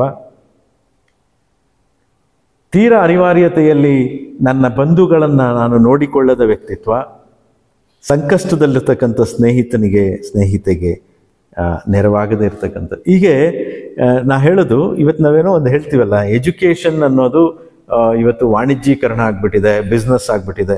ಸಂಬಂಧಗಳು ಬಿಸ್ನೆಸ್ ಆಗಿದೆ ರೀ, ಸಂಬಂಧಗಳು ಬಿಸ್ನೆಸ್ ಆಗಿದೆ. ತಂದೆ ತಾಯಿಯ ಬಗ್ಗೆ ಮಕ್ಕಳಿಗೆ ಇರ್ತಕ್ಕಂಥ ಸಂಬಂಧ, ಅದರ ನಿರೀಕ್ಷೆಗಳು ಮತ್ತು ಅದರ ಕೊಡುಕೊಳ್ಳುವಿಕೆಗಳು ಇತ್ಯಾದಿಗಳ ಮೇಲೆ ನಿಂತಿದೆ. ಅದೇ ರೀತಿ ನಾನಾಗಲೇ ಹೇಳಿದ್ನಲ್ಲ, ಕಿನ್ಶಿಪ್ ಆ್ಯಂಡ್ ಫ್ರೆಂಡ್ಶಿಪ್ ಇವತ್ತು ಪ್ಯೂರ್ ಆಗಿಲ್ಲ. ನಾವೇನೇನೋ ಪೊಲ್ಯೂಷನ್ಸ್ ಬಗ್ಗೆ ಎಲ್ಲ ಮಾತನಾಡ್ತೀವಿ. ಮೂಲಭೂತವಾಗಿ ನಾನು ಭಾಳ ಹಿಂದೆ 2008-10 ಒಂದು ವಿಚಾರವನ್ನು ನಾನು ಪತ್ರಿಕೆಗಳಲ್ಲಿ ರೈಸ್ ಮಾಡಿದ್ದೆ. ಮುಖ್ಯವಾಗಿ ನಾವು ಆಲೋಚನೆ ಮಾಡಬೇಕಾಗಿರುವಂಥದ್ದು, ಇವತ್ತು ಕರಪ್ಷನ್ ಅನ್ನೋದು ಎಲ್ಲಿ ಶುರುವಾಗಿದೆ ಅಂತಂದರೆ ನಮ್ಮ ಮನಸ್ಸಿನಲ್ಲಿ ಶುರುವಾಗಿದೆ. ನಮ್ಮ ಭಾವನೆಗಳು ಕರಪ್ಟ್ ಆಗ್ತಾ ಹೋಗ್ತಾ ಇದೆ. ಭಾವನೆಗಳು ಭ್ರಷ್ಟವಾದರೆ ಸಮಾಜ ತಂತಾನೇ ಭ್ರಷ್ಟವಾಗಿಬಿಟ್ಟಿರುತ್ತೆ. ಈ ಭ್ರಷ್ಟಾಚಾರದ ಶುದ್ಧೀಕರಣ ಇದೆಯಲ್ಲ, ಅದು ಭಾವನೆಗಳ ಶುದ್ಧೀಕರಣದಿಂದ ಆರಂಭ ಆಗಬೇಕು. ನಮ್ಮ ಮಾನಸಿಕ ಭ್ರಷ್ಟಾಚಾರ ಇದೆಯಲ್ಲ, ಮಾನಸಿಕ ಮಾಲಿನ್ಯ ಇದೆಯಲ್ಲ, ಈ ಮನಸ್ಸಿನ ಮಲಿನತೆಯನ್ನು ತೊಳೆದ್ರೆ ನಾವು ಎಲ್ಲವನ್ನ ಕೂಡ ಭಾಳ ಚೆನ್ನಾಗಿ, ಆವಾಗ ನಿಜವಾಗೂ ಎಜುಕೇಟೆಡ್ಡು, ಇಂಟೆಲೆಕ್ಚುಯಲು, ಬುದ್ಧಿವಂತ, ವಿದ್ಯಾವಂತ, ಸಂಸ್ಕಾರವಂತ, ಇವುಗಳಿಗೆಲ್ಲನೂ ಅರ್ಥ ಇರುತ್ತೆ. ಅದಾಗದ ಹೊರತು ಏನೂ ಆಗಲ್ಲ. ಬಟ್ ನಾವು ಮೇಸ್ಟ್ರುಗಳಾಗಿ ಎಲ್ಲೋ ಒಂದು ಕಡೆ ಎಲ್ಲವನ್ನ ಬದಲಾವಣೆ ಮಾಡಿಬಿಡ್ತೀವಿ ಅನ್ನೋ ಭ್ರಮೆಯಲ್ಲೂ ನಾವು ಇರೋಕ್ಕಾಗಲ್ಲ. ಏನಂದರೆ ನಮ್ಮ ಕೈಲಾದಷ್ಟು ಒಂದು 4 ಜನರಲ್ಲಿ ಈ ಥರದ ಭಾವನೆಗಳನ್ನು ಬಿತ್ತಿ ನಾವು ಸಮಾಜಕ್ಕೆ ಬಿಡ್ತಕ್ಕಂಥ ಒಂದು ಪೀಳಿಗೆ ಇದೆಯಲ್ಲ, ಅದು 40 ಆಗುತ್ತೆ, ಅದು 4,000 ಆಗುತ್ತೆ, ಅದು 4 ಲಕ್ಷ ಆಗುತ್ತೆ ಅನ್ನೋಂಥ ಹೋಪ್ ನಾವು ಇಟ್ಕೋಬೇಕಾಗತ್ತೆ. ತುಂಬ ಅದ್ಭುತವಾದ ಮಾತುಗಳು ಸರ್ ಮಾತನಾಡ್ತಾ ಹೋದ್ರು. ಮಾತಾಡ್ತಾ ಮಧ್ಯದಲ್ಲಿ ಒಬ್ಬರು ತಾಯಿ ಬಗ್ಗೆ, ಒಬ್ಬ ಮಗ ಐಲಿ ಎಜುಕೇಟೆಡ್ ಮಗ ತಾಯಿನ ಏರ್ಪೋರ್ಟಲ್ಲಿ ಬಿಟ್ಟು ಹೋಗ್ತಾನೆ ಅಂತ ಸರ್ ಮಾತನಾಡಿದಾಗ ಲೈವಲ್ಲೇ ನನಗೆ ಕಣ್ಣಲ್ಲಿ ನೀರು ಬಂತು. ಕಣ್ಣಲ್ಲಿ ನೀರು ಏನಕ್ಕೆ ಬಂತು ಅಂದರೆ, ಇವತ್ತು ನಾವು ಮಕ್ಕಳಿಗೆ ನಾವು ಎಜುಕೇಷನ್ ಕೊಡ್ತಾ ಇದ್ದೀವಿ. ತಂದೆ ತಾಯಿ ಅವರು ಒಳ್ಳೆ ಬಟ್ಟೆ ಹಾಕೊಳ್ತಾರಲ್ಲ ಪರವಾಗಿಲ್ಲ, ಮಕ್ಕಳು ಚೆನ್ನಾಗಿರಲಿ ಅಂತ ಎಲ್ಲ ಕೊಡ್ತಾರೆ. ಅವರು ವಯಸ್ಸಾದ ಕಾಲದಲ್ಲಿ ಮಕ್ಕಳು ಅವ್ರು ನೋಡ್ಕೊಂಡಿಲ್ಲ ಅಂದರೆ ನಿಮ್ಮ ಎಜುಕೇಷನ್ಗೂ ಆಗಿರ್ಬೋದು, ನಿಮ್ಮ ಒಂದು ಜನ್ಮಕ್ಕೂ ಆಗಿರ್ಬೋದು, ಯಾವುದೇ ರೀತಿಯಿಂದ ಬೆಲೆ ಸಿಗೋದಿಲ್ಲ ಅಂತ ಹೇಳೋದು ಇಷ್ಟಪಡ್ತೀನಿ. ನಮ್ಮ ಸಾಹೇಬರ ಜೊತೆ ಮಾತನಾಡ್ತಿದ್ದೆ, ಅದು ಆದಷ್ಟು ಬೇಗ ಮುಗಿಯೋದಿಲ್ಲ, ಯಾಕಂದರೆ ಭಾಳ ಲಾಂಗ್ ವೀಡಿಯೋಸ್ ಮಾಡಬೇಕು. ಈ ಕಾರ್ಯಕ್ರಮ ಈಗ ನಾನು ಪದೇ ಪದೇ ಇನ್ನೊಂದು ಮಾತು ಹೇಳ್ತೀನಿ. ಏನಂತ ಅಂದರೆ, ಈ ಶಿಕ್ಷಣದ ಸಾರ್ಥಕತೆ ಬಗ್ಗೆ ನಾವು ಮಾತನಾಡುವಾಗ ನಾವು ಯಾವ ಡಿಗ್ರಿ ತೊಗೊಂಡಿದ್ದೇವೆ, ಯಾವ ಪ್ರೊಫೆಷನಲ್ಲಿ ಇದ್ದೇವೆ ಅನ್ನುವಂಥದ್ದಕ್ಕಿಂತ ಮುಖ್ಯವಾಗಿ ತಂದೆ ತಾಯಿಗಳಿಗೆ ಒಳ್ಳೆ ಮಗನಾಗಿ, ಸಮಾಜಕ್ಕೆ ಒಳ್ಳೆ ವ್ಯಕ್ತಿಯಾಗಿ, ದೇಶಕ್ಕೆ ಒಳ್ಳೆ ಪ್ರಜೆಯಾಗಿ ಬದುಕಿಬಿಟ್ರೆ ನಾವು ಎಲ್ಲ ಡಿಗ್ರಿಗಳಿಗಿಂತ ಭಾಳ ದೊಡ್ಡ ಡಿಗ್ರಿ ಪಡ್ಕೊಂಡ ಹಾಗೆ ಅನ್ನುವಂಥದ್ದು ನಾನು ಪದೇ ಪದೇ ಹೇಳ್ತಿರ್ತೀನಿ. ಅದ್ರ ಜೊತೆಯಲ್ಲಿ ಇತ್ತೀಚೆಗೆ ಕಾಲೇಜುಗಳಲ್ಲಿ ಕೂಡ ನಾನು ಹೇಳುವಂಥದ್ದು ಏನಂದರೆ, ಯಾವ ಮೇಷ್ಟ್ರು ನನ್ನ ಒಬ್ಬ ಶಿಷ್ಯ ಸಮಾಜ ಕಂಟಕನಾಗಲಿಲ್ಲ, ಒಬ್ಬ ದರೋಡೆಕೋರನಾಗಲಿಲ್ಲ, ಒಬ್ಬ ಅತ್ಯಾಚಾರಿ ಆಗಲಿಲ್ಲ, ಒಬ್ಬ ಕೊಲೆಗಡಕ ಆಗಲಿಲ್ಲ ಅನ್ನುವಂಥ ಪ್ರೊಫೈಲನ್ನು ಇಟ್ಕೊಂಡಿರ್ತಾನೆ, ಅವನು ನಿಜವಾದಂಥ ಸಕ್ಸಸ್ಫುಲ್ ಮೇಸ್ಟ್ರು ಅಂತ ನನಗನ್ಸುತ್ತೆ. ಅದ್ಭುತವಾದ ಮಾತು ಸರ್. ಅವನೊಬ್ಬ ಶಿಕ್ಷಕನಾಗಿ ಈ ಮಾತು ನನಗೂ ಸಹ ಇವತ್ತು ಪ್ರೇರಣೆ ಆಗ್ತಾ ಇದೆ. ನಿಜವಾಗಿಯೂ ಇವತ್ತಿನ ವಾಸ್ತವ ಹಾಗೆ ಇದೆ. ಕಾಲೇಜುಗಳಲ್ಲಿ ಇವತ್ತು ಏನೆಲ್ಲ ನಡೀತಾ ಇದೆ, ವಿದ್ಯಾರ್ಥಿಗಳ ಆಲೋಚನೆಗಳು ಏನೆಲ್ಲ ಒಂದು ರೀತಿಯಲ್ಲಿ ದಾರಿ ತಪ್ಪಿಬಿಟ್ಟಿವೆ. ಇವತ್ತು ಮಾದಕ ವ್ಯಸನಿಗಳಾಗ್ತಾ ಇದ್ದಾರೆ, ಇನ್ನೊಂದು ಮತ್ತೊಂದು ಮಾಫಿಯಾಗಳಲ್ಲಿ ನಮ್ಮ ವಿದ್ಯಾರ್ಥಿಗಳನ್ನು ನಾವು ನೋಡುವಂಥದ್ದು. ವಿದ್ಯಾರ್ಥಿಗಳು sir, continuation with that point sir. ಇವತ್ತು ಡ್ರಗ್ಸ್ ಆಗಿರ್ಬೋದು, ಗಾಂಜಾ ಆಗಿರ್ಬೋದು, ತುಂಬಾ ಜನ ವಿದ್ಯಾರ್ಥಿಗಳು ಅಡಿಕ್ಟ್ ಆಗ್ತಿದ್ದಾರೆ. ರೀಸೆಂಟ್ ಆಗಿ ಒಂದು ಭೀಮ್ ಅಂತ ಒಂದು ಚಿತ್ರ ಬಂತು, ತುಂಬಾ ಅದ್ಭುತವಾಗಿ ನೋಡಿಸಿದ್ರು ದುನಿಯಾ ವಿಜಯ್. ನಿಮ್ಮ ಒಂದು ವಿದ್ಯಾರ್ಥಿಗಳು ಒಂದು ಮೆಸೇಜ್ ಕೊಡಿ ಸರ್. ಖಂಡಿತವಾಗಿಯೂ ಗಾಂಜಾ ಏನಾಗುತ್ತೆ ನೋಡಿ, ನಾವು ಯಾವುದೋ ಒಂದು ಆಕರ್ಷಣೆಗಳ ಹಿಂದೆ ಬಿದ್ದು ಕ್ಷಣಕಾಲದ ಖುಷಿಗಾಗಿ ನಮ್ಮ ಇಡೀ ಬದುಕನ್ನು ಕಳೆದುಕೊಳ್ತಕ್ಕಂಥದ್ದು ಇದೆಯಲ್ಲ, ಇದು ಅತ್ಯಂತ ಅಪಾಯಕಾರಿಯಾಗಿ. ಯಾಕೆ ಅಂತಂದರೆ, ನಿಮ್ಮ ಬದುಕಿನ ಹಿಂದೆ, ನೀವು ಬದುಕುತ್ತಿರುವ ಪ್ರತಿ ಕ್ಷಣದ ಹಿಂದೆ ಮತ್ತೊಬ್ಬರ ತ್ಯಾಗ ಇದೆ ಅನ್ನೋವಂಥದ್ದನ್ನು ನೀವು ಅರ್ಥ ಮಾಡ್ಕೋಬೇಕು, ವಿದ್ಯಾರ್ಥಿಗಳು ಎಸ್ಪೆಷಲಿ. ಯಾಕೆ, ಏನದು ತ್ಯಾಗ? ನೀವೊಂದು ಒಳ್ಳೆ ಕಾಲೇಜಲ್ಲಿ ಓದ್ತಿದ್ದೀರಾ ಅಂತಂದರೆ, ಇವತ್ತು ನಿಮ್ಮ ತಂದೆ ತಾಯಿ ಆ ಕಾಲೇಜಿಗೆ ಕನಿಷ್ಠ 20,000 to 50,000 ರೂಪಾಯಿ ಫೀಸ್ ಕಟ್ತಾ ಇರ್ತಾರೆ ಒಂದು ವರ್ಷಕ್ಕೆ. 20,000 to 50,000 ರೂಪಾಯಿ ಫೀಸ್ ಅಂತ ಅಂದರೆ 200 ವರ್ಕಿಂಗ್ ಡೇಸ್ ಇರುತ್ತೆ ಒಂದು ವರ್ಷದಲ್ಲಿ. ನಾನು ಅದನ್ನೇ ಒಂಥರ ಎಲ್ಲ ರೀತಿಯಲ್ಲೂ ಲಿಂಕ್ ಮಾಡಿ ಹೇಳ್ತಿರ್ತೀನಿ ವಿದ್ಯಾರ್ಥಿಗಳಿಗೆ. 200 ವರ್ಕಿಂಗ್ ಡೇಸ್ಗೆ 50,000 ರೂಪಾಯಿ ಕೊಡುವಂಥದ್ದಾದರೆ, ಒಂದು ವರ್ಕಿಂಗ್ ಡೇಗೆ ಆ ತಂದೆ ತಾಯಿ ಕೊಡ್ತಾ ಇರ್ತಕ್ಕಂಥದ್ದು ಕನಿಷ್ಠ 250 ರೂಪಾಯಿ. 250 ರೂಪಾಯಿ.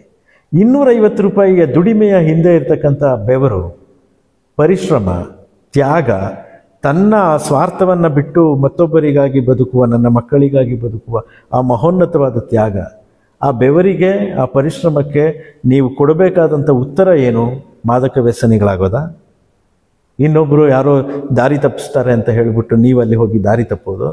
ಅಥವಾ ಸಮಾಜ ಕಂಟಕವಾದಂಥ ಹಲವಾರು ಕೆಲಸಗಳು ಮಾಡಿಕೊಂಡು ತಂದೆ ತಾಯಿಗೂ ಸಮಾಜಕ್ಕೂ ಕೆಟ್ಟ ಹೆಸರು ತಟ್ಕೊಂಡು ಈ ಥರದ್ದೆಲ್ಲ ಮಾಡ್ಕೊಂಡಿದ್ದಾಗ ನಿಜವಾದ ತ್ಯಾಗಕ್ಕೆ ನೀವು ಬೆಲೆ ಕೊಟ್ಟ ಹಾಗಾಗೋದಿಲ್ಲ. ನೋಡಿ, ಎಲ್ಲಿ ಎಮೋಷನ್ಗಳು ಸಾಯುತ್ತೆ ಅಲ್ಲಿ ಸಮಾಜ ಸತ್ತೋಗುತ್ತೆ. ನನಗೆ ಹಿಟ್ಲರ್ನ ಒಂದು ಮಾತು ಜ್ಞಾಪಕ ಬರ್ತದೆ. ಯಾವುದಾದ್ರೂ ದೇಶನ ಹಾಳು ಮಾಡ್ಬೇಕಂತ ಅಂದರೆ ನೀನು ಹೋಗಲ್ಲ ಅಣುಬಾಂಬನ್ನು ಹಾಕುವಂಥ ಅಗತ್ಯ ಇಲ್ಲ. ಹಿಟ್ಲರ್ ಹೇಳೋ ಮಾತು ಇದು ಒಂದು ಕಡೆ ಉಲ್ಲೇಖ ಆಗಿದೆ. ಆ ದೇಶದ ಸಾಂಸ್ಕೃತಿಕ ಬೇರುಗಳನ್ನು ಅಲುಗಾಡಿಸ್ಬಿಟ್ರೆ, ಆ ದೇಶದ ಸಾಂಸ್ಕೃತಿಕ ವ್ಯವಸ್ಥೆಯನ್ನು ಒಂದು ಸ್ವಲ್ಪ ಡಿಸ್ಟರ್ಬ್ ಮಾಡಿಬಿಟ್ರೆ ಆ ದೇಶ ತಂತಾನೇ ಸತ್ತೋಗುತ್ತೆ ಅಂತ. ಹಾಗೆ ಇವತ್ತು ನಾವು ನಮ್ಮ ಹಿಂದಿನ ತ್ಯಾಗಗಳ ಬಗ್ಗೆ ಯೋಚನೆ ಮಾಡದೆ ದಾರಿ ತಪ್ತಾ ಇರ್ತಕ್ಕಂಥದ್ದು ನಮ್ಮ ಇಡೀ ವ್ಯಕ್ತಿತ್ವವನ್ನು ಮತ್ತು ಆ ತ್ಯಾಗಿಗಳನ್ನು ನಾವು ಕತ್ತು ಹಿಸುಕಿ ಸಾಯಿಸ್ತಿದ್ದೀವೇನೋ ಅನ್ನುವಂಥ ಒಂದು ಆಲೋಚನೆ ಬರುತ್ತೆ ನನಗೆ. ಇದು ಭಾಳ ಮುಖ್ಯವಾಗಿ ಇವತ್ತು ನೋಡಬೇಕಾಗಿರ್ತಕ್ಕಂಥ, ಸರ್ಕಾರ ಕೂಡ ಇವತ್ತು ಮಾದಕ ವ್ಯಸನಗಳನ್ನು ದೂರ ಮಾಡಲಿಕ್ಕೆ, ಡ್ರಗ್ಸ್ ಮುಕ್ತ ಕಾಲೇಜು ವ್ಯವಸ್ಥೆಯನ್ನು ನಿರ್ಮಾಣ ಮಾಡಲಿಕ್ಕೆ, ಕಾನೂನಿಂದ ಏನಾಗುತ್ತೆ ಅದು ಬೇರೆ. ಆದರೆ ನಾನು ಆಗಲೇ ಹೇಳಿದ್ನಲ್ಲ, ಬದಲಾವಣೆ ಎಲ್ಲಿಂದ ಶುರುವಾಗಬೇಕು ಅಂತಂದರೆ ನನ್ನಿಂದ. ನಾನು ಬದಲಾದರೆ ಸಮಾಜ ಬದಲಾಗತ್ತೆ, ನಾನೇ ಬದಲಾಗಲ್ಲ ಸಮಾಜ ಬದಲಾಗಬೇಕು ಅಂತ ಅಂದರೆ ಅದು ಭ್ರಮೆ ಆಗುತ್ತೆ. ಹಾಗಾಗಿ ಆ ಭ್ರಮೆಗಳಲ್ಲಿ ಬದುಕೋದು ಬೇಡ ವಿದ್ಯಾರ್ಥಿಗಳೇ. ವಿದ್ಯಾರ್ಥಿ ಜೀವನ ಅನ್ನೋವಂಥದ್ದು ಗೋಲ್ಡನ್ ಲೈಫ್ ಅಂತ ಪದೇ ಪದೇ ಎಲ್ಲರೂ ಹೇಳ್ತೀರಿ. No, that is not a golden life. ಆ ವಿದ್ಯಾರ್ಥಿ ಜೀವನ ಗೋಲ್ಡನ್ ಲೈಫ್ ಅಂತ ಅನ್ಕೋಬಾರ್ದು. ಯಾಕೆ ಅಂದರೆ ವಿದ್ಯಾರ್ಥಿ ಜೀವನ ಕಡು ಕಷ್ಟದ ಜೀವನ ಆಗಬೇಕು. ಆ ಕಡು ಕಷ್ಟದ ಜೀವನದಲ್ಲಿ ಇಷ್ಟಪಟ್ಟು ಓದಬೇಕು. ಈ ಕಡು ಕಷ್ಟದ ಜೀವನ ಆದಾಗ ವಿದ್ಯಾರ್ಥಿ ಜೀವನ, ಮುಂದಿನ ಜೀವನ ನಮಗೆ ಗೋಲ್ಡನ್ ಲೈಫ್ ಆಗುತ್ತೆ. ತುಂಬಾ ಅದ್ಭುತವಾದ ಮಾತು ಸರ್, ತುಂಬಾ ಅದ್ಭುತವಾಗಿ. ಇಲ್ಲ ಅಂದರೆ ಇದು ಗೋಲ್ಡನ್ ಲೈಫ್ ಆಗಿಬಿಟ್ರೆ ನಮ್ಮ ಇಡೀ ಬದುಕು ಕಡು ಕಷ್ಟದ ಬದುಕಾಗುತ್ತೆ. ಇದನ್ನು ವಿದ್ಯಾರ್ಥಿಗಳು ಭಾಳ ಮುಖ್ಯವಾಗಿ ನಿಮ್ಮ ತಲೆಯಲ್ಲಿ ಇಟ್ಕೋಬೇಕು. ಯಾವತ್ತಾದರೂ ಒಂದು ಸಾರಿ ರೀಕಾಲ್ ಮಾಡ್ಕೋಬೇಕು. ಹೌದಲ್ಲ, ಈ ಥರದ್ದೊಂದು ಆಲೋಚನೆ ಮಾಡಿ ಏನಾಗತ್ತೆ ಏನು ಅನ್ನುವಂಥದ್ದು. ಆಗ ಬಹುಶಃ ಸಮಾಜ ಬದಲಾವಣೆ ಆಗಲಿಕ್ಕೆ ಸಾಧ್ಯ ಆಗುತ್ತೆ. ವಿದ್ಯಾರ್ಥಿಗಳಲ್ಲಿ ಒಂದು ಒಳ್ಳೆಯ ಆಲೋಚನೆಗಳು ಮೂಡಲಿಕ್ಕೂ ಕೂಡ ಸಾಧ್ಯ ಆಗುತ್ತೆ ಅಂತ ಅನಿಸುತ್ತೆ. ಇವತ್ತು ನಾನು ನಮ್ಮ ರವಿಕಿರಣ್ ಸರ್ ಪ್ರೊಫೆಸರ್ ಆಗಿರೋದ್ರಿಂದ ತುಂಬ ಅದ್ಭುತವಾಗಿ ಮಾತನಾಡಿದ್ರು.